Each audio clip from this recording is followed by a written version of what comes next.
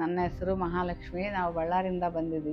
ನನಗೆ 4 ವರ್ಷದಿಂದ ಮೊಣಕಾಲು ಸುಲಿತ್ತು. ನಾನು ಕೆಲಸ ಮಾಡಲಿಕ್ಕೆ ಭಾಳ ತ್ರಾಸಾಗ್ತಿತ್ತು.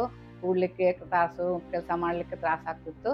ನಾವು ಮಹೇಶ್ ಸಾರ್ನ ಕನ್ಸಲ್ಟ್ ಮಾಡಿದ್ರೆ ಎಕ್ಸ್ರೇ ತೆಗಿಸಿದ್ರು. ಇದು ಆಪ್ರೇಷನ್ ಮಾಡಿಸ್ಕೋಬೇಕಂತ ಹೇಳಿದ್ರು. ಮೊಣಕಾಲು ಇದು ಸೌದದ ಅಂತೇಳಿ ನನಗೆ ಆಪ್ರೇಷನ್ ಆಗಿ 10 ದಿವಸ ಆಯಿತು.